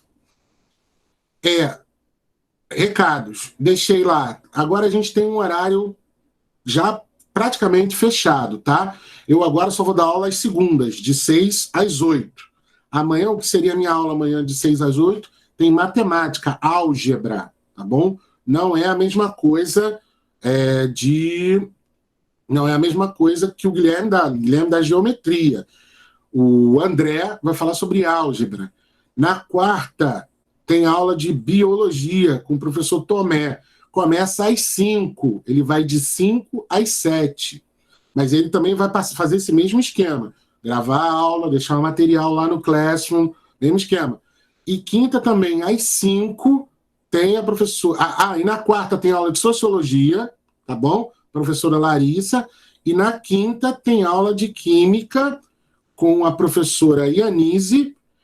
Aí eu ainda acho que é só uma hora de aula que ela conseguiu dispor para a gente, então aproveitem essa única aula de química, mas a gente está vendo com uma outra menina também, a Sara, que ela vai complementar o que a Ianise fizer. E na sexta tem a geografia com a Damares. Sem piadinha com a professora. Só complementando, tem a de física também à tarde, de 1 hora. Isso. A Paula, segundas, quartas e sextas, aula de física. E ela está sempre também deixando material. E eu deixei também o questionário social, que é só para a gente saber direitinho o nome de vocês, telefone, e-mail. Nenhuma dessas informações vai para nada, é apenas para os professores, para a gente poder conhecer melhor vocês e poder fazer um trabalho, né, bem voltado para vocês, que a gente tem povo aqui de tudo quanto é lugar do Brasil, gente. A gente precisa conhecer vocês e saber com quem a gente está falando, até para a gente salvar no WhatsApp, né? Não ficar falando com números, ficar falando com pessoas, tá bom? Não deixem de preencher esse questionário, não. É só clicar ali no link, vai abrir no celular de vocês respondem rapidinho, tá bom? Um beijo para todos. Agora vai começar a aula da Lília. Tá ok. Obrigado, Rebeca. Vai começar a aula da Lília. Vamos para lá. Um beijo para todo mundo. Boa noite. Boa semana. Não deixem de estudar, tá, gente? Beijo, mas eu já não tenho aula da Lica, não. Eita, saiu.